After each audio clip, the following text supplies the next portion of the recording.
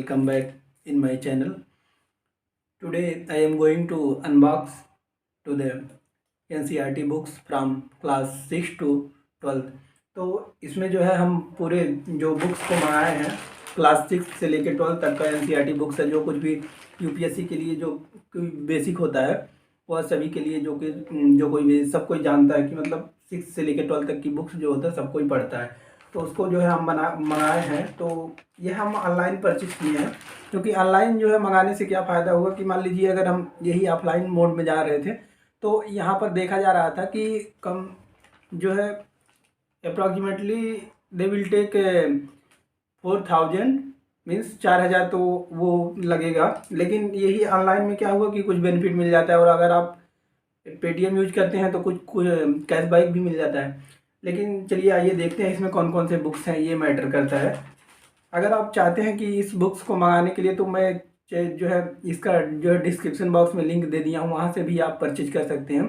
तो वहाँ से आपको परचेज करने से फ़ायदा ये होगा कि जो कुछ भी बुक्स अवेलेबल होती हैं आप देख सकते हैं, और जो भी बुक्स हैं इसमें उसको भी आप देख सकते हैं। तो पूरे बुक्स को मैं दिखाऊंगा, एक एक बुक्स करके दिखाऊंगा कि कितने बुक्स हैं, किस सब्जेक्ट के लिए कितने बुक्स इसमें हैं। तो इसमें जो है आर्ट एंड कल्चर तो नहीं इंक्लूडेड है, आर्ट एंड कल्चर इसमें नहीं है। इसमें जो है आर्ट एंड कल्चर को आपको अलग से लेना पड़ेगा। तो चलिए दोस्तों देखते हैं कि इसमें कौन कौन से बुक्स हैं। तो आप जो है डिस्क्रिप्शन बॉक्स में भी जो है जाकर वहाँ से परचेज कर सकते हैं, तो जिससे जो है आपको आसानी होगी। तो चलिए देखते हैं कौन कौन से बुक्स हैं। तो ये तो जो है इसका ये जो लिस्ट है कि कितने का है ये। तो फिर आइए देखते हैं बुक्स कितने हैं। ये देख सकते हैं वेट इसका 7 kg है, मीन्स इस पे वेट लिखा हुआ है कि 7 kg वेट है, तो शायद वेट के हिसाब से भी देते हो, लेकिन इसमें बुक्स काउंटेड है। तो चलिए देखते हैं कितने बुक्स हैं इसमें। तो अभी तो फिलहाल हम खोल दिए हैं, क्योंकि चेक करना पड़ता है कि बुक्स पहले से कितने हैं। तो फिर भी चलिए आइए हम दिखाते हैं कितने बुक्स हैं। तो इसमें बुक्स जो है आप देख सकते हैं कितनी बुक्स हैं। तो इसमें जो है इतनी बुक्स हैं। तो आइए काउंट करते हैं कितनी बुक्स हैं।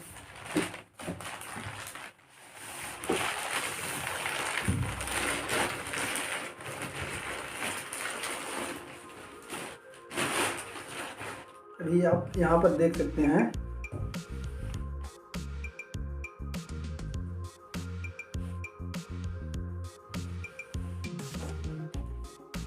ये जो ऊपर की बुक्स हैं ये हैं इकोनॉमिक्स की। तो इकोनॉमिक्स में जो है आप यहाँ पे देख सकते हैं इकोनॉमिक्स क्लास 11th की है। उसके बाद ये जो है 10th की है। फिर यहाँ पर जो है ये भी 11th की है। फिर इसके बाद जो है ये 12th का है। फिर ये 12th का है। मीन्स इकोनॉमिक्स का जो है इसमें 5 बुक्स है। 5 बुक्स इसमें इकोनॉमिक्स का है, क्योंकि इकोनॉमिक्स का आपका 9 से लगता है, तो 9th का लगने के कारण से जो है ये 5 है। तो इसमें जो है माइक्रो इकोनॉमिक्स और जो है मैक्रो इकोनॉमिक्स अलग अलग करके ये जो है 2 पार्ट में डिवाइड है, जो 12th का आपका। और जो है 11th का जो है आपका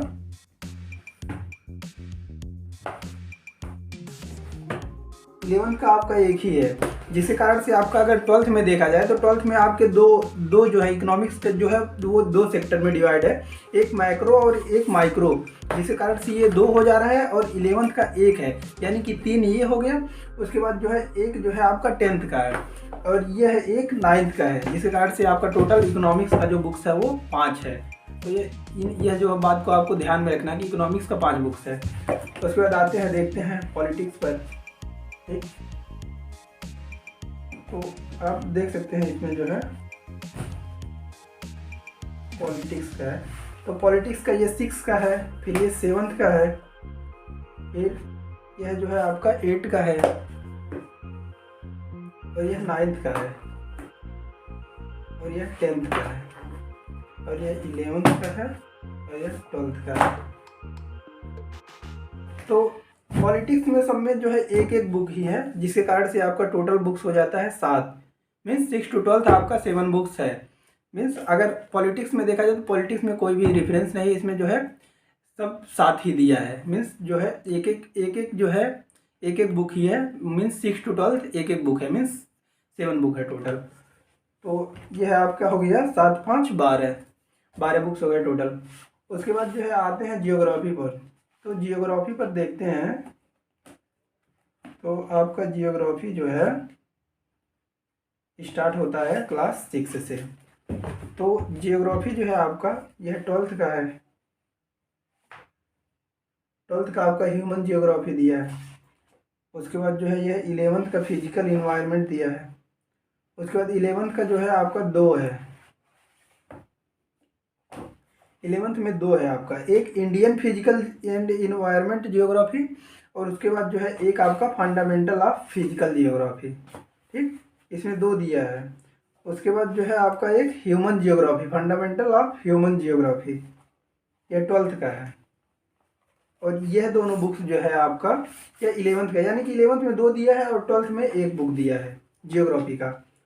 उसके बाद आपका आता है 10th का। तो 10th का आपका एक ही बुक है। उसके बाद 9th का भी एक ही है। उसके बाद 8 का भी एक ही है। और यह आपका 7th का भी एक है और 6 का भी एक है। मीन्स टोटल बुक्स अगर देखा जाए कि जियोग्राफी की कितनी है, तो यहाँ पर देख सकते हैं 2 3 4 5 6 7 8, मीन्स आपका 8 बुक है जियोग्राफी का। उसके बाद आते हैं, आपका टॉपिक पड़ता है हिस्ट्री। तो हिस्ट्री सबसे ब्रॉड तो आपका हिस्ट्री ही है। तो हिस्ट्री में देखते हैं हिस्ट्री में कितने बुक्स हैं।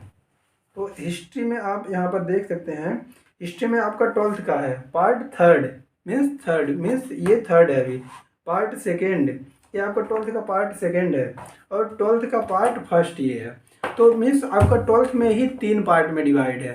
मीन्स 12th का जो आपका हिस्ट्री है वह 3 पार्ट में डिवाइड है, मीन्स 3 बुक्स है आपका हिस्ट्री। उसके बाद आपका आता है 11th का। 11th में सिंगल बुक है। 11th में सिंगल बुक है, यानी कि 4 बुक आपका सिर्फ 11th और 12th के लिए सिर्फ 4 बुक आपको पढ़ना है एनसीईआरटी का। उसके बाद आ जाते हैं 10th पर। तो 10th में एक ही बुक है। उसके बाद 9th में भी एक ही बुक है और यह आपका 7th में भी एक ही बुक है। 8 में भी एक ही है, 7th में भी एक ही है और 6 में भी एक ही बुक है। मीन्स अगर देखा जाए आपका, तो यहाँ पर देख सकते हैं 3 6 3 9, मीन्स 9 बुक्स आपका हिस्ट्री का है। तो टोटल अनबॉक्सिंग यहाँ पर एनसीईआरटी का हो गया। अगर आपको कोई भी क्वेश्चन पूछना होगा तो आप कमेंट सेशन में पूछ सकते हैं। तो यहाँ पर टोटल एनसीईआरटी बुक्स हैं और एनसीईआरटी को मैं परचेज किया हूँ, ऑनलाइन से परचेज किया हूँ क्योंकि ऑफलाइन में मुझको कॉस्टली हो रहा था। तो अगर आपको परचेज करना है तो आप जो है जाकर डिस्क्रिप्शन बॉक्स में लिंक है, वहाँ से भी परचेज कर सकते हैं या फिर आप कहीं से भी परचेज कर सकते हैं, जहाँ से आपको सुविधा लगे और जहाँ से आप देखते हैं कि चीप कॉस्ट पड़ रहा है आपके लिए, जो भी बेनिफिशियल लगे उसको आप ले सकते हैं। तो चलिए दोस्तों, थैंक्स, धन्यवाद फॉर वॉचिंग माई वीडियो।